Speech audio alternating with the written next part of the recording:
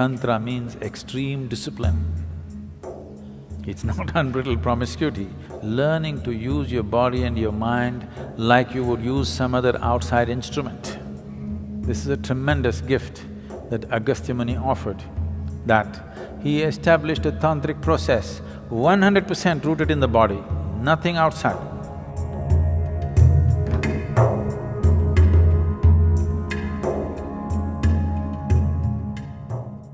When you say Tantra, one has often heard the term Tantric, and and there's various kinds of things floating around about it. Can you just shed some light on what essentially, is there something like a dark arts or what? Most of the existence is dark art. Light is only a small happening in this existence, isn't it? Isn't most of the existence dark? Yes.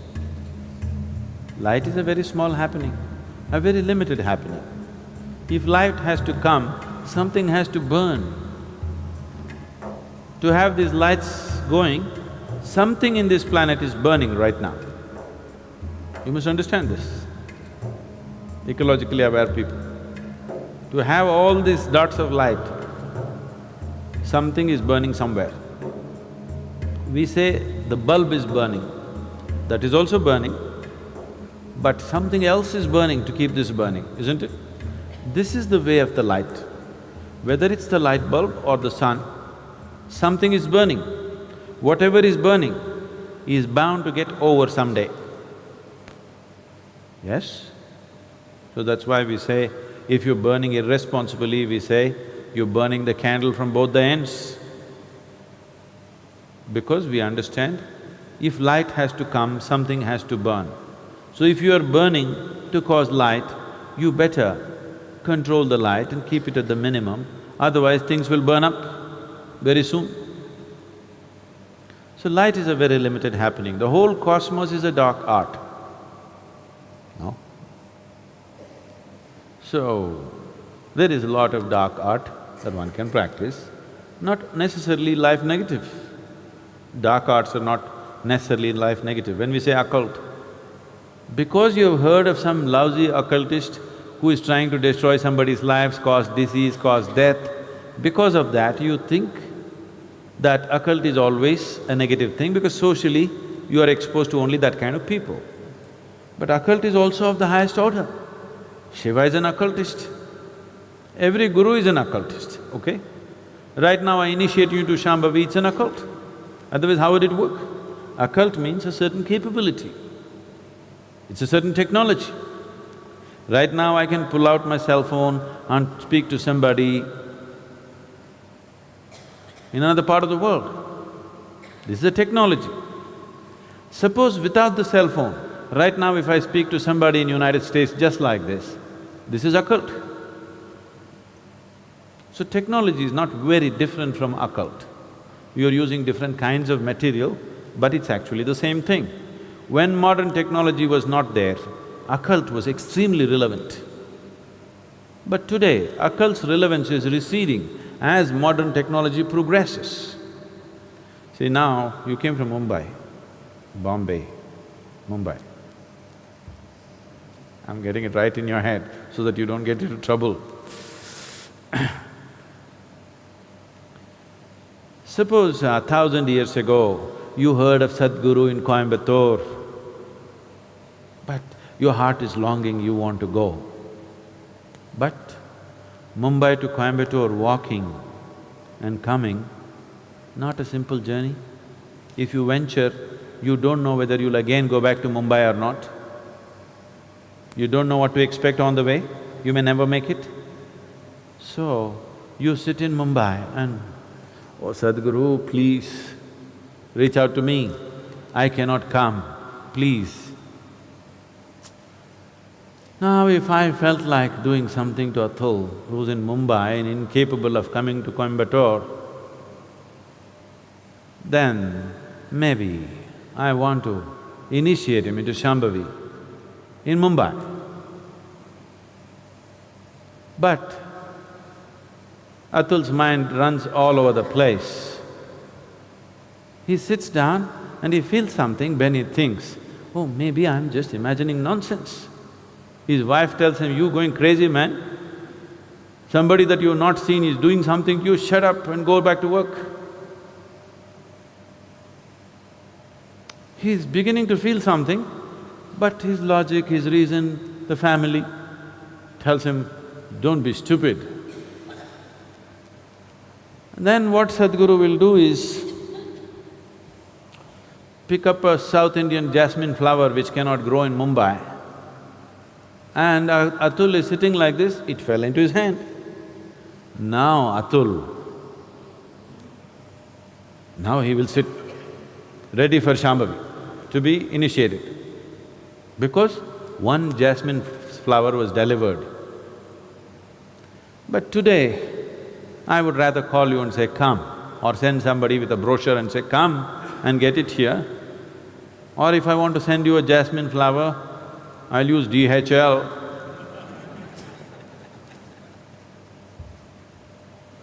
So modern technology is making occult obsolete, but I want you to look back 1,000 years ago, just see the immense value of occult. Yes? 1,000 years ago, just imagine you were in Mumbai and I'm still in Coimbatore, you wanted something from me. Imagine the value of occult, isn't it? So, today the value has receded, so all kinds of charlatans are doing all kinds of nonsense. Occult need not necessarily mean negative. Now, the English word occult doesn't clearly specify what is it that they're calling as occult. Recently, someone asked me a question in the Samyama, I think. It seems some guru. He said, Tantra is just a way of getting over what? Obsessions. Just getting over obsessions. This is nonsense. We need to, unfortunately, today, redefine the word Tantra, because it's been distorted by people.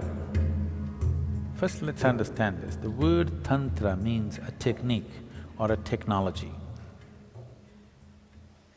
But because the Tantra that you're hearing of is a rebound from the American coast, you think Tantra means unbridled promiscuity. No, Tantra means extreme discipline. It's not unbridled promiscuity, it's extreme discipline. Learning to use your body and your mind like you would use some other outside instrument. Like how you would use your computer or a screwdriver. Like that, you learn to use your body and your mind. It takes enormous discipline, not promiscuity, not looseness. Tantra is not things, the books they have written largely by Western authors, all kinds of things. No, Tantric texts are of extreme discipline, not of any kind of looseness. Because they're talking about the body, and right now the modern societies, if you say body, they're fixated about reproductive organs in the body and nothing else about the body. So if you say body, they're only thinking of a few body parts, they forgot the brain. Because they're only thinking a few body parts, they're thinking about sexuality and nothing beyond that. It is about learning to use the body like a phenomenal mechanism, and it is. If you do not know how to use it, what will you do here? If you do not know how to use your physical self and the energy behind it, what will you do? You will have no impact on anything. So this is Tantra. Tantra means technology, Tantra means a certain capability. There is no guru without a Tantra. If he has no technology, he is not a guru.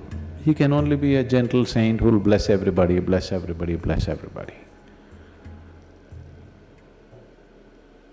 A blessing has no discretion. Now, if you were a thief, if you met a saint, you would seek his blessing. and He will bless you so that you could do your job well today. Because His blessing has no discretion. He cannot be, because that's not in His control. Even the bandit tribes, the Pindaris and people like that, they had their own gods and goddesses, they had their own saints. Their gods always guided them which home to hit today. Very successful they were. They pursued their profession for centuries. Banditry is their profession. So unless you are just that gentle lily kind of saint who just blesses and blesses and blesses, I'm not trying to belittle that. They're beautiful in their own way, but they are not of any… they are not for people who are lusting for enlightenment. They're not for those people. They're only for people who are just seeking small improvements in their life. If you walk into a Home Depot, you can make some improvements to your life, isn't it? Yes or no? You can actually. I see every day on the television people come and say, "Oh, I just bought this bed, my whole life has changed, it's amazing." I didn't know I didn't know some a bed or a pillow could do that, I didn't know that.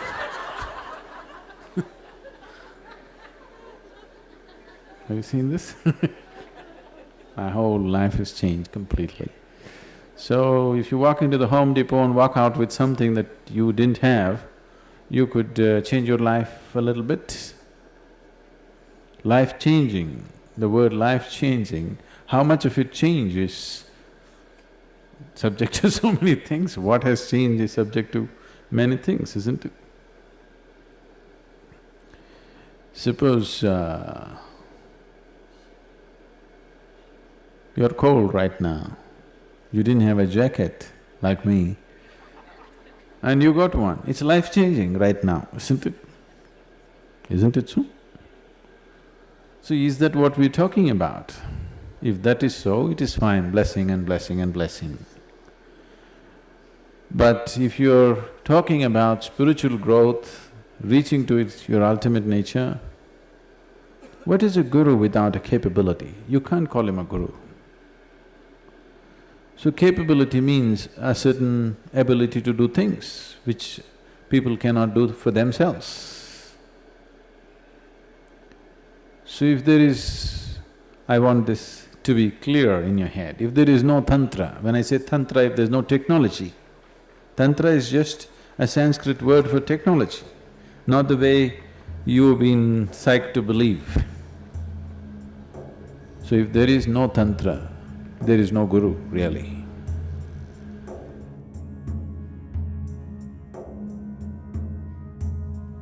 Because guru means you have to roll up your sleeves and it's a mechanic's job. You got to fix things.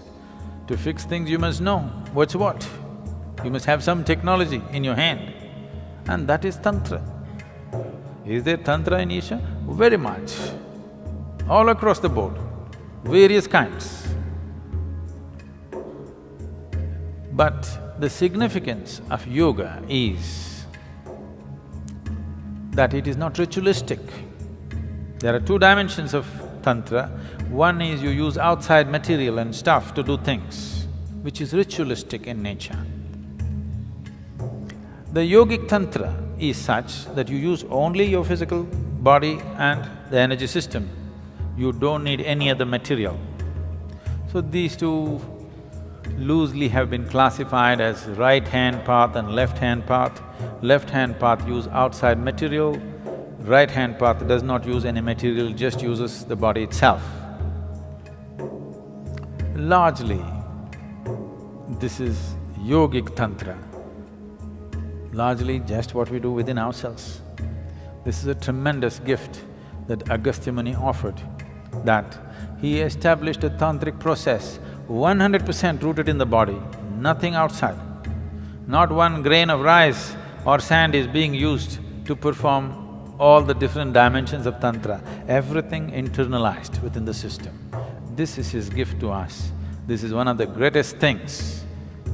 In terms of human mechanism, this is one of the greatest things that's been ever offered to us from any source. This is his offering.